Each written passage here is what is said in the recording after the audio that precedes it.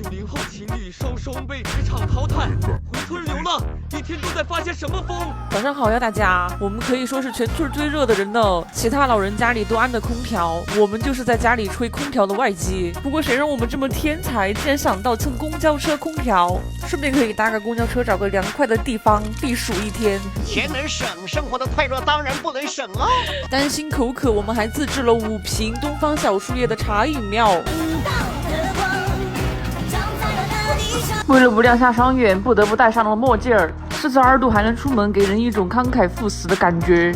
我们已经走到了城市的边缘，就是有很多工地和大货车的地方。可是为什么掐点来坐的公交连影子都没看到？要不看看那一帮好久到啊？也看不到，已经10点了。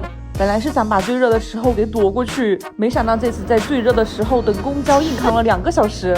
上了公交才知道，我们以前过的那是啥苦日子。趁换乘公交的时候去补充点冷饮吧，这个天没有冷饮真是活不下去。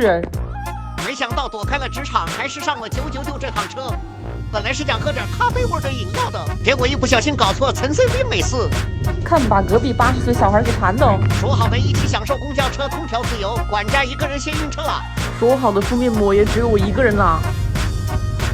没办法了，管家这个样子是坐不了公交了。那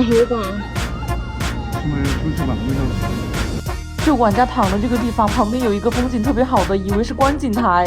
我们走过去一看，结果是人家的厨房。但我相信这里离风景好、海拔高的地方也就不远呢。